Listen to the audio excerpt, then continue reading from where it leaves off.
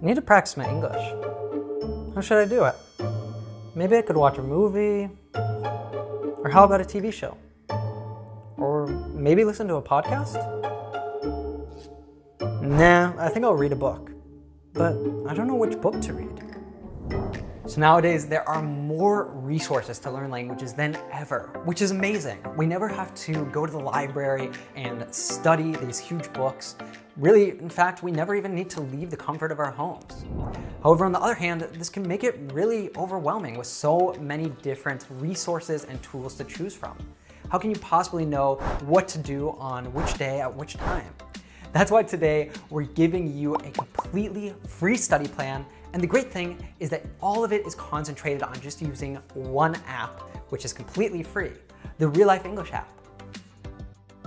So before we start, if you have not already, make sure that you download the free app by clicking up here or down the description below. Or you can simply search for Real Life English in your favorite app store. You can pause the video if you need to, and come back here after you have downloaded it and created your free account. All right, so let's begin. So it's really important when you're learning English that you vary the approach to the way that you're learning. Just like when I go to the gym, I don't want to work out the same muscles every single day. I need to vary what I'm doing so that I can equally build all of my different muscles. Makes sense, right? However, so many different learners when studying English tend to just focus on one area. They don't have that balance that they need to use the language effectively in different ways. So the idea behind this weekly study plan is to help you to be confident and natural speaking English, reading and writing in English, and understanding anyone. So every single Monday, we release a new podcast episode that is perfect for practicing your listening and your reading with different accents. You can listen to it right on the Real Life English app with a full transcript. So when you open up the listening part of the app, you will see that you can choose different episodes. When you choose the newest episode, you'll have both the transcript and the notes. And also notice that under the notes, you have a list of the most important vocabulary from that episode. Over on the transcript part, you can actually read the transcript of the episode and follow along as we're speaking. So on this first day, we recommend that you listen to the episode and read along with the transcript. And challenge yourself by trying to identify 3 uses of connected speech in the episode. Let's take a look at an example. And in that case, you could, fit in learning new vocabulary, having a laugh, just listening to sort of natural, lighthearted conversation is always a good way to start your day. Yeah. I like to actually do that sometimes too. A series that I've already seen, actually just doing it while I'm like washing the dishes in the evening. Because in the morning, I do like more productive things. I like listening to podcasts and things like this. In this example, we can hear 3 connected speech patterns. And the cool thing about the app is that you can reduce the speed by tapping right here.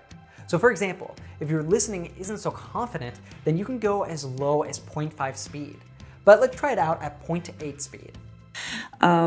Just listening to sort of natural, lighthearted conversation is always a good way to start your day. Yeah. All right, so you've made it to day 2 of the study plan. So what you're going to do is go back to the same episode, but this time we're going to focus on vocabulary by going to the notes section.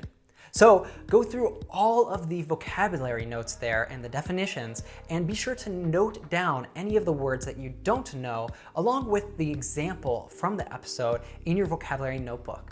And today, I really want you to just focus on 3 of these words. So spend some time thinking about them, try to think of different ways that you could use them, even write down some different examples with them, and say them out loud to yourself to practice. And now are you ready for a little bit bigger challenge?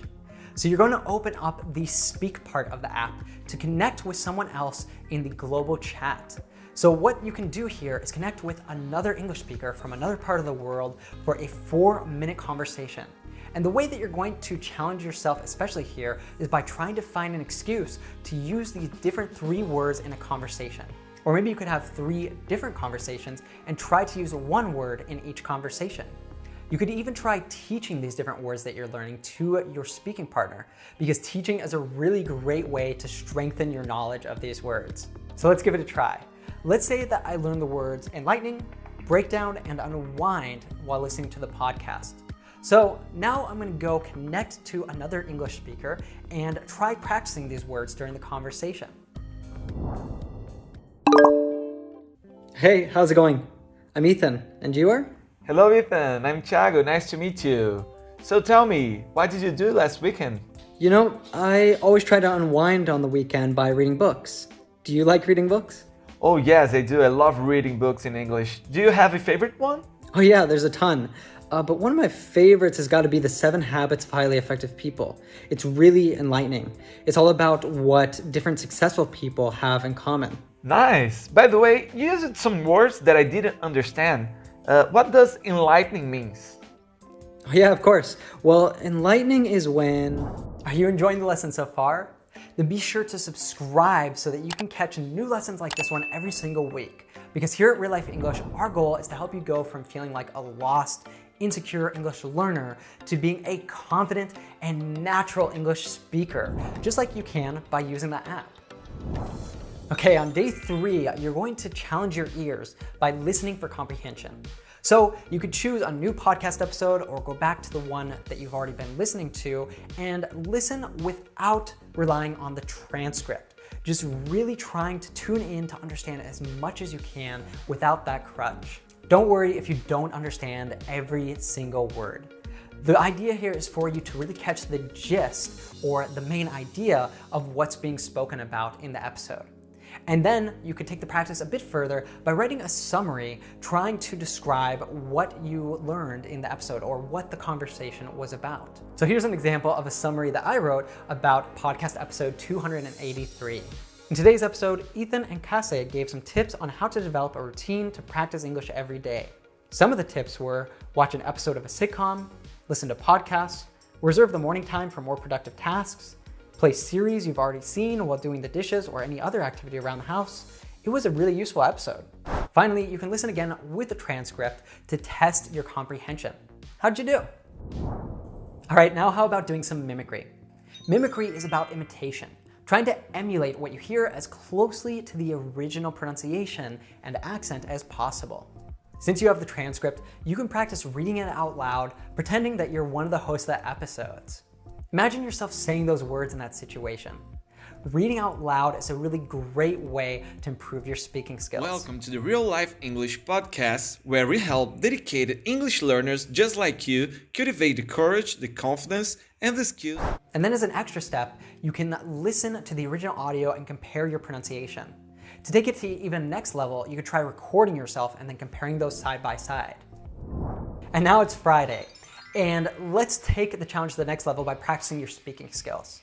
And I don't just mean getting in a conversation with someone, but let's actually make it deliberate.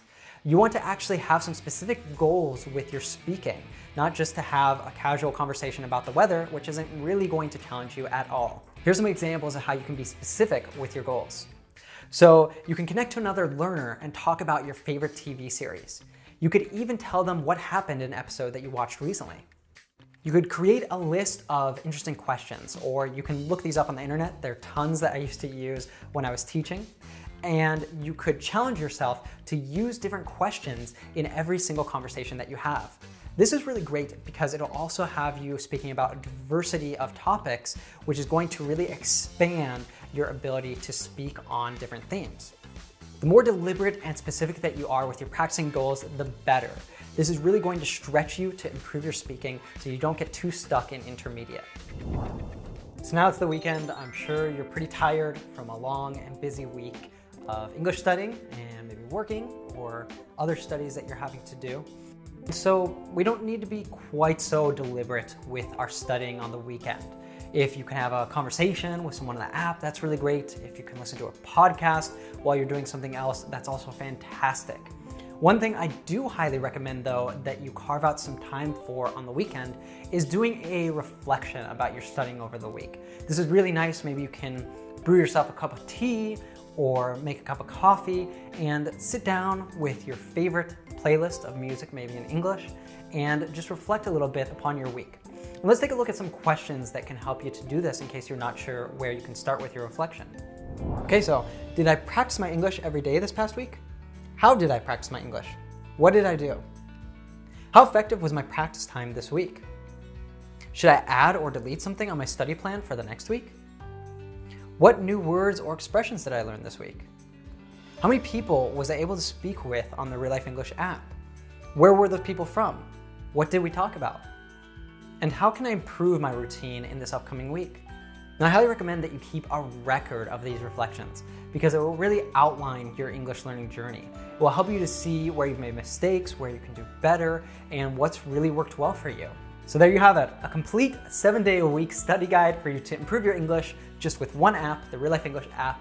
Definitely download it if you have not already. And I want to hear from you. Have you tried out the Real Life English app yet? How has the Real Life English app helped you to improve your English? Why don't you share with me and your fellow learners down in the comments below? So just to recap, here is what your weekly study plan looks like.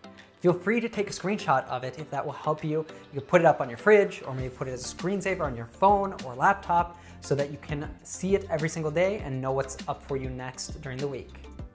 And do you ever feel like you can write really well in English, but you just can't speak it? Well, we made a video just for those of you that have this problem.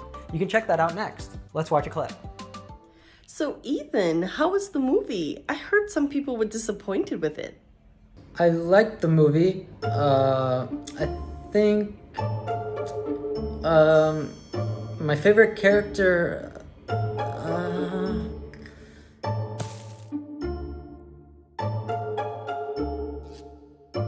Does this feel familiar to you?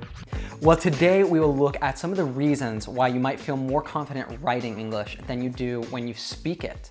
And we'll also give you 4 practical tips that will help you to feel just as confident speaking English as you do writing it.